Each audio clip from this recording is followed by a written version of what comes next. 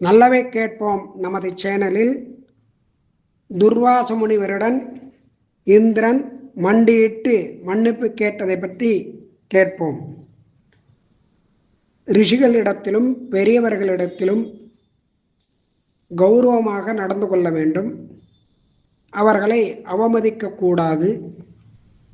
ஆனால் துர்வாச முனிவர் கொடுத்ததான அந்த மகாலட்சுமியினுடைய பிரசாதமான மாலையை இந்திரன் அவமதித்தான். அதனால் துர்வாச முனிவர் கோபம் கொண்டு 3 லோகங்களும் லக்ஷ்மி கடாட்சம் இல்லாமல் போகட்டும் என்று சாபத்தை கொடுத்தார்.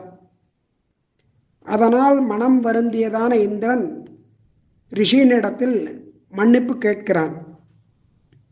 இங்கே பெரியவர்களை சாமானிய மனிதர்களுக்கு சமமாக எப்பொழுதும் நினைக்கக்கூடாது அப்படிங்கிற விஷயத்தை இங்கே மகரிஷி நன்றாக கூறுகிறார்.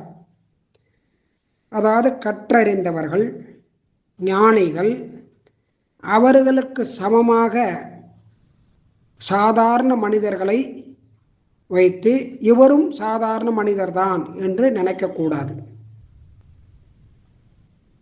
இங்கு திருமங்கை ஆழ்வார் எம்பெருமானிடத்திலே அழகாக பேசுகிறார். அதாவது ஆழ்வார்களுக்கு ஒரு விஷயம் எம்பெருமானை அனுபவிப்பது, பகவத் அனுபவம் அப்படிங்கிறது ஆழ்வார்களுக்கு மிகவும் பிடித்ததான ஒரு விஷயம். அதனால் அவர்கள் ஆனந்தத்தை அடைவார்கள். எப்பொழுதும் பகவானையே நினைத்து அவனுடைய ஸ்மரணையினாலேயே அவர்கள் ஒரு ஆனந்தத்தை அடைவார்கள். அந்த பகவத் அனுபவம் கிடைக்கும் பொழுது சந்தோஷம், அதை கிடைக்காத போது கொஞ்சம் வருத்தப்படுவார்கள். அதாவது சாப்பிடுவதற்கு ஆகாரம் கிடைத்த பொழுது வயிறு நன்றாக சாப்பிடுவது, கிடைக்காத போது பட்னி கிடப்பது, இப்படி ஆழ்வார்களுடைய நிலை. ஆனால் இதில் மிகவும் வேறுபட்டவர் திருமங்கை ஆழ்வார். அவர் கிடைத்த பொழுது ஒரேடியாக அந்த ஆகாரத்தை சாப்பிட மாட்டார், பகவத் அனுபவத்தை அனுபவிக்க மாட்டார். கிடைக்காத பொழுது பகவத் அனுபவம் கிடைக்கையே பட்டினி கிடக்க மாட்டார். அவருக்கு எப்பொழுதும் பகவத் அனுபவம் ஒரே மாதிரியாக கிடைத்து கொண்டே இருக்க வேண்டும். அதுதான் திருமங்கை ஆழ்வாருடைய விசேஷமான ஒரு நிலை, மற்ற ஆழ்வார்களை காட்டிலும். இப்போ இந்தளூர், திருவிந்தலூர் அப்படிங்கிறதான ஒரு க்ஷேத்திரம். அந்த க்ஷேத்திரத்தை எம்பெருமானை சேவிக்கிறதுக்காக, மங்களாசாசனம் பண்ணுறதுக்காக திருமங்கை ஆழ்வார் அங்கே போகிறார். எம்பெருமான் சர்வஜன். ஆனால் ஆழ்வாருக்கு சேவை சாதிக்கலை. பகவத் சேவை கிடைக்கல, பகவத் அனுபவம் கிடைக்கல அப்படின்ன உடனே ஆழ்வார் உடனே என்ன சொல்கிறார்? எம்பெருமானே, இந்தலூர் தேசத்து அதிபதியே, க்ஷேத்திராதிபதியே, நீர் சர்வஜர், எல்லாமே உமக்கு தெரியும். ஆனாலும் அடியவர்களான ஆழ்வார்களோடு என்னை சமமாக நினைக்காதீர் அப்படிங்கிறார். அதாவது துர்வாச முனிவர் பித்தன் போல வந்தார். அதை சாதாரண பித்தருக்கு சமமாக நினைத்தான் இந்திரன். இங்கே இதை அழகாக திருமங்கை ஆழ்வார் காமிக்கிறார்.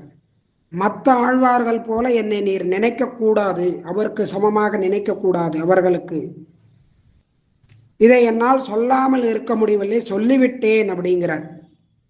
சொல்லாதொழியகில்லேன் அறிந்த சொல்லில் நும் அடியார் எல்லாரோடும் ஒக்க எண்ணி இருந்தீர் அடியேனை. அந்த ஆழ்வார்களுக்கு சமமாக என்னை நினைத்திருக்கிறீர் அப்படிங்கிறார். நல்லார் அறிவீர், தீயார் அறிவீர், நமக்கு இவ்வுலகத்தில் எல்லாம் அறிவீர், ஈதே அறியீர், இந்தலூரீரே.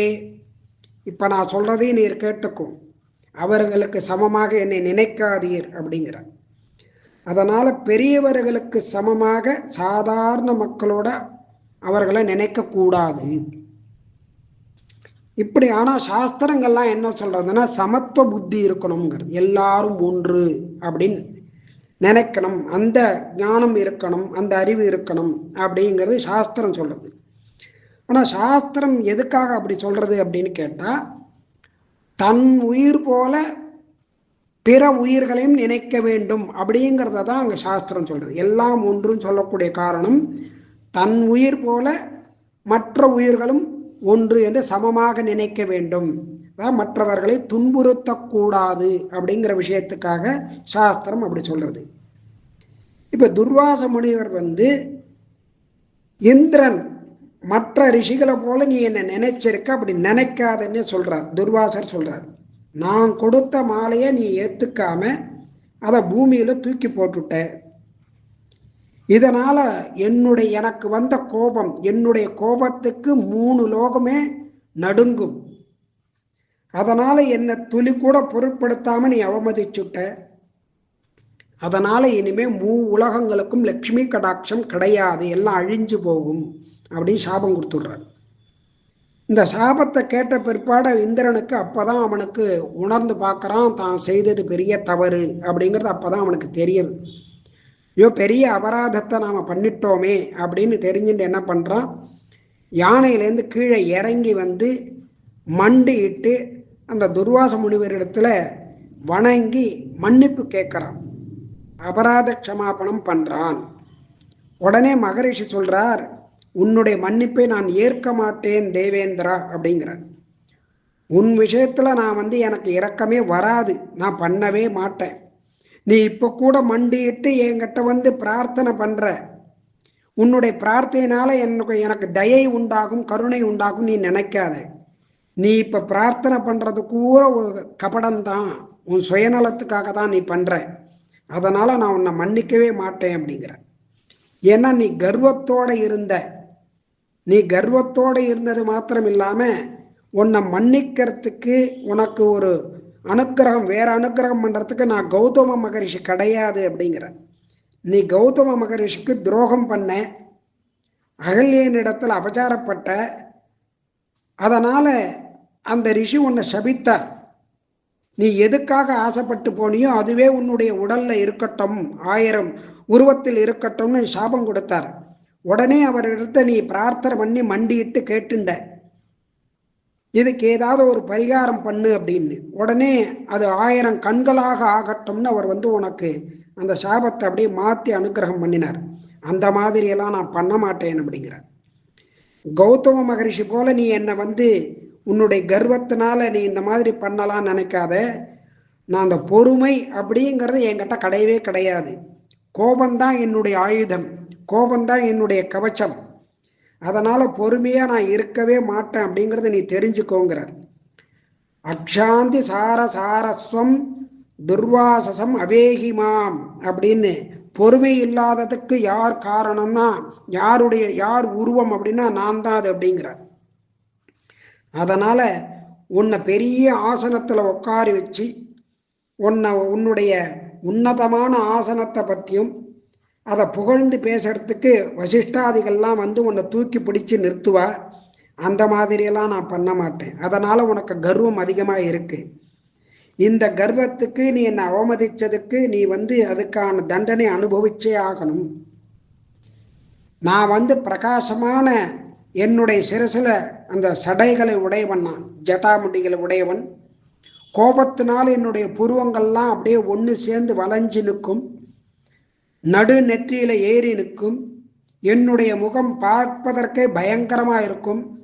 அப்படிப்பட்டவன், என்னை பார்த்தாலே எல்லாரும் பயப்படுவான், அந்த மாதிரி இருக்கக்கூடியவன் நான். அதனால நீ என்ன கேட்டாலும் மன்னிப்பு கேட்டாலும் நான் உன்னை மன்னிக்க மாட்டேன், கொடுத்த சாபம் கொடுத்தது தான் அப்படின்னு சொல்லிடுறார். இப்படி முதல்ல மகேந்திரனான இந்த தேவேந்திரனுக்கு மகரிஷி தன்னுடைய பிரீத்தியினால அன்புனால இந்த மாலை அவனுக்கு போகட்டும் அப்படின்னு நினைச்சவர் தான் துர்வாச மகரிஷி.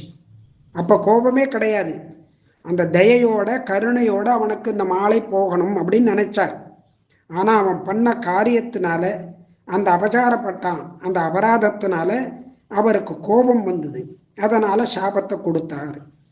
கெட்ட வழியில போறவனுக்கு உடனே சாப விமோசனம் பண்ணிட்டா திரும்பியும் கெடுதலே பண்ணுவான். கௌதம மகரிஷி பண்ண மாதிரி அனுக்கிரகம் பண்ணக்கூடாது, அவன் திருப்பி அந்த தப்பு பண்ணக்கூடாது அப்படின்னா அவனுக்கு தயை காட்டக்கூடாது. துர்வாசசம் அகல்மஷம் அப்படிங்கிறார். துர்வாச முனிவர் குற்றமற்றவர் அப்படிங்கிறார் பராசர மகரிஷி. இப்ப கூட அவனுக்கு ஒரு தயை ஏன் காட்டல அப்படின்னா அவன் இன்னுமே எந்த தப்பும் பண்ணக்கூடாதுங்கிற ஒரு கருணை தயை அவன் மேல இருந்ததனால மகரிஷி இப்படி பண்ணார் அப்படின்னு கொண்டாடுறார் பராசர மகரிஷி.